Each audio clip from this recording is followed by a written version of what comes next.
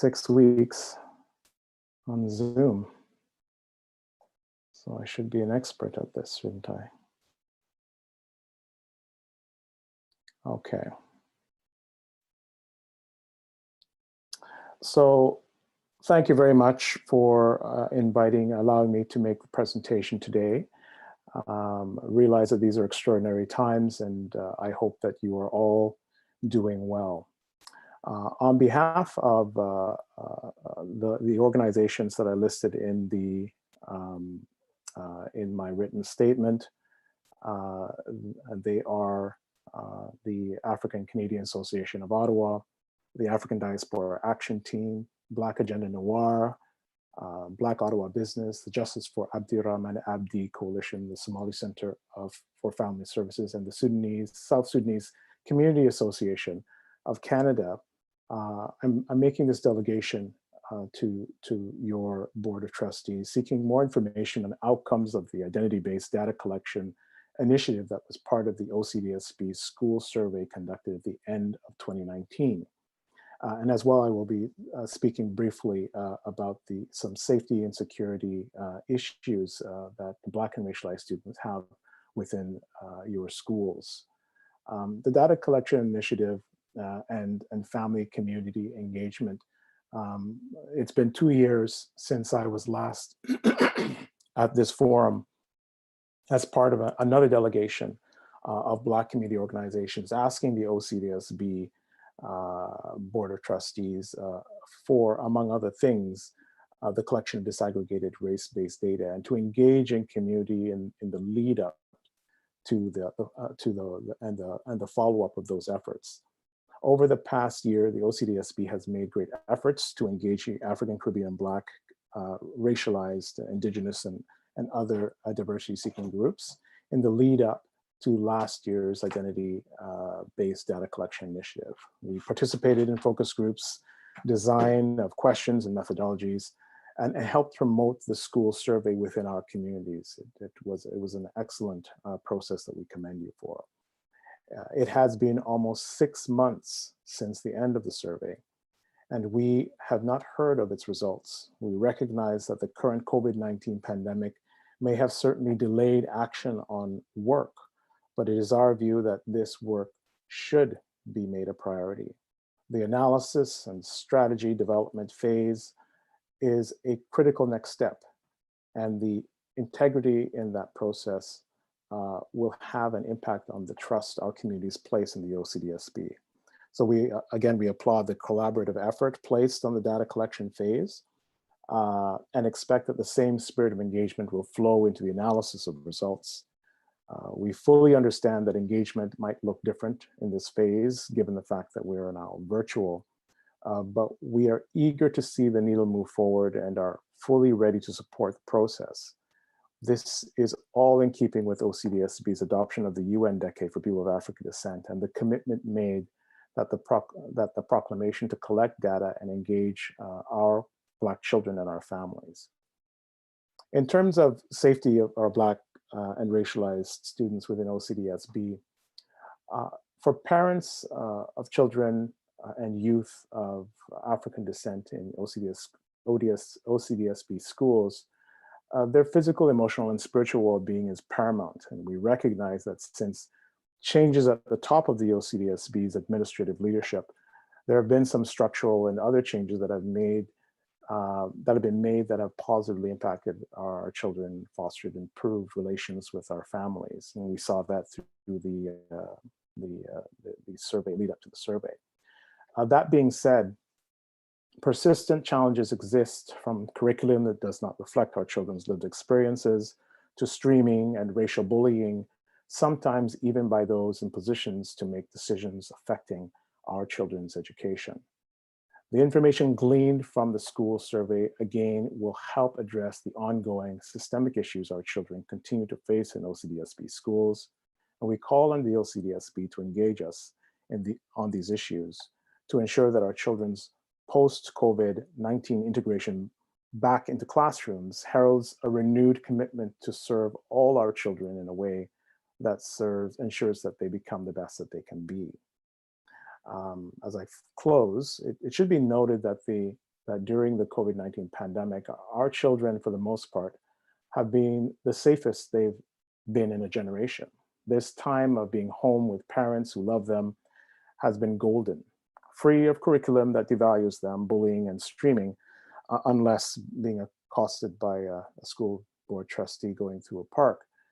There's an African history class filled with our youth being run by a Black Oxford University professor on a weekly basis that they have never seen before. These classes are full, and it speaks to the need and the desire for that kind of learning within your schools. Lastly, my last sort of parting comment, it is unacceptable to us that two of our parents have been blocked from presenting at today's meeting, pending the investigation of one of the board members that around some wrongdoing. And again, it's important that these spaces be open to citizens, parents, and families to pose questions and raise concerns of this body to ensure that we participate fully in the educational process. So thank you very much, and I'm happy to take questions. Thank you for your presentation, Mr. Sharp. And I think, is my audio, can you hear me? Yep. Okay. Excellent. Thank you very much for your presentation. We will not be addressing the matter of the Code of Conduct complaint any further than I have already indicated this evening. We certainly do appreciate some of the community's frustration, but I assure you that we are very much aware of the need to continue to work on developing good relations with the community and to making sure that all of our racialized students feel safe and at home in their school setting, and with all of our staff and other students, and with us as a board as well, because that is important to us. It is a priority item. In terms of the question you had around making the identity-based data collection and the processing of that data, now that we have some, a priority, I would like to invite the director to make a brief comment on that. Madam Director. Thank you, and through you, Chair Scott. Indeed, we are undertaking the work, and as Mr. Sharp has indicated, recognition that there is some register of interruption because of COVID, but we also do recognize that there is an urgency. The work has continued. Just to be clear, we do recall that the survey was extended to the end of January, and upon conclusion of the survey, the data has been undertaken. But not only has the data been undertaken, and there is a timeline that is underway to bring back at least preliminary results to the community before the end of the school year. But we've also been working on the framework for equity and inclusion, as well as the development of some structural adjustments coming in the coming year, based on the feedback that was received from the community and community partners back in the fall and into the winter.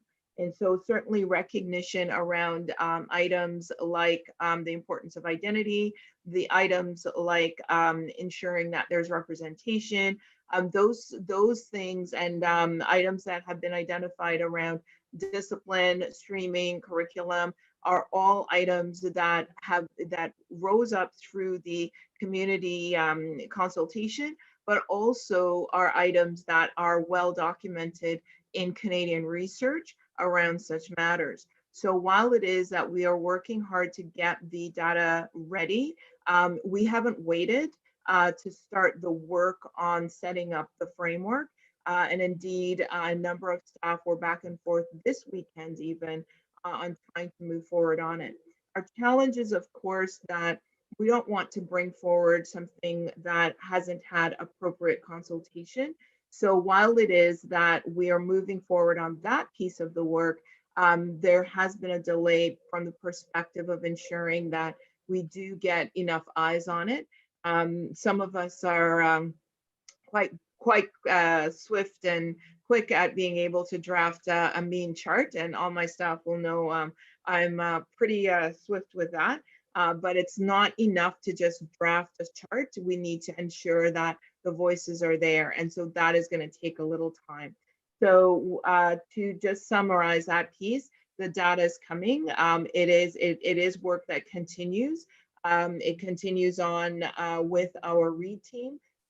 But that is not precluding us from being able to work on some of the structural pieces that we hope to launch in the fall. So I do want the community to be assured of that. I know that Executive Officer Giroux is sitting in wait. I don't know if there's anything, Executive Officer, that I've missed that is appropriate to be shared at this time. I can simply add a couple of points. One, thanks to Mr. Sharp for his delegation and also for his contribution during the focus groups. Greatly appreciated, and we hope to continue those discussions. As the director indicated, the READ team has been working on this, and finally I was able to join them for a data collaborative discussion last week. We met on Wednesday last week and had a good conversation about what does that first item analysis look like, what are some data sources that would be good comparators, and how do we differentiate between their work on the research team and the work that the communications team will need to do some translation of a very large data set out to the community. We are working on an updated message that will go to all of the community partners who participated, that will share some of the information now that we've been able to do some preliminary data verification. We can talk a little bit more specifically about our response rate, which in the JK to 6 community was around 32%. Excuse me, and in the student 7 to 12 population, it was about 62.5%. And so just working on putting some of that background information together, and that's a piece that will come forward. I'm hopeful in the next couple of weeks and get out to those community partners. And then our goal, as the director indicated, in terms of timelines for reporting initial just item analysis is June 2020. There will be lots of opportunity for conversation with the community about what does additional analysis look like beyond that. Thank you very much to the director and to the executive officer for that update. Now, I did have a couple of trustees who had indicated an interest in asking questions for clarification.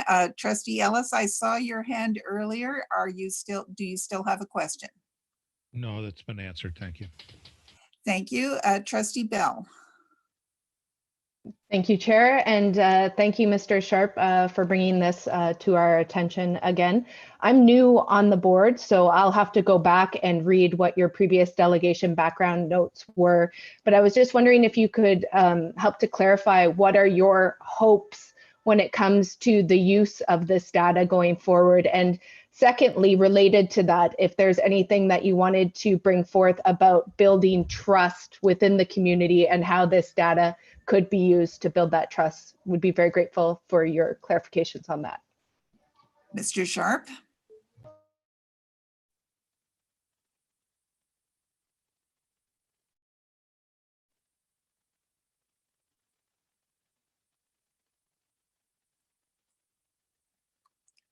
Mr. Sharp, are you still with us? He's muted. I'm always doing this. I should know better. So I live on Zoom. Okay, you're not muted now. This is good. Yeah. So thank you for the question. The principal asks from 2 years ago were around some of the main pain points that we see as communities in terms of our dealings with the schools that have sort of racial sort of undertones that are associated with them. So these are things like suspensions, expulsions, streaming, student well-being. We would like to see what those those results look like based on the racial background of students. Bearing in mind that we understand that you have to put in place processes to ensure the confidentiality of students. But we think that a lot of that information that you glean from these surveys that provides some sort of quantitative data backs up our qualitative storytelling and anecdotal information that we have been sharing with the school board for longer than I have been alive, more than 70 years from what my elders have been saying in terms of their experiences here in Canada. So we think that it's important that in this context of being, a society that prides itself on being evidence-based when it comes to making decisions, that you can at least look at some of those main pain points amongst other criteria.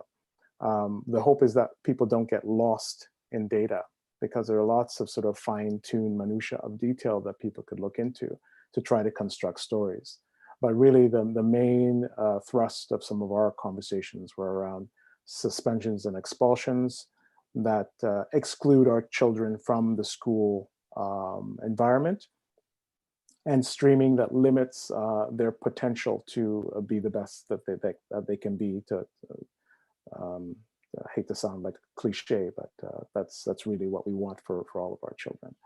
In terms of the building trust, I think that there's been some great strides made over the last little while in terms of the engagement and what engagement should look like.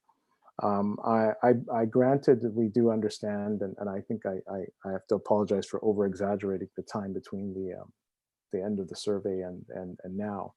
I'm thinking back in December.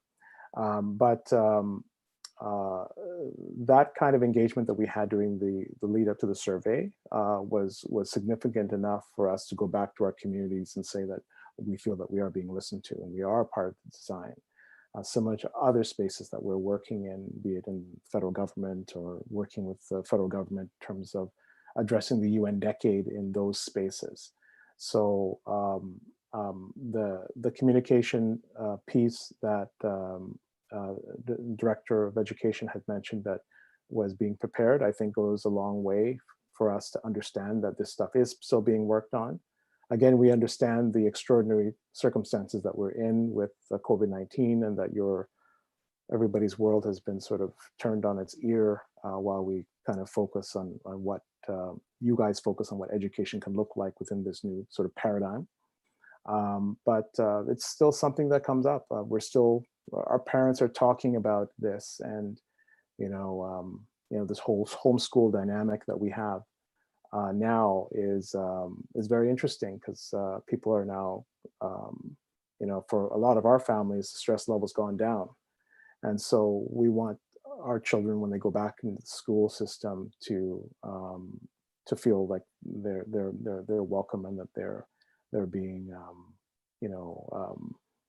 listened to, heard, and that their experiences are being reflected in the whole school experience. So my rambling response, but more or less the pain points in terms of the data and the continued engagement that we saw last year, which was quite a departure from what we've seen in the past, with us actually being involved and brought into discussions around design and what the survey could look like. Thank you very much, Mr. Sharp, for your delegation and for your answer to the question. I don't have any other questions, so I would like to invite you to continue to follow our meeting. If you're interested in the live stream on the board website, the link is there from our homepage. And again, thank you very much for taking the time to present to us tonight. Thank you very much. Bye for now.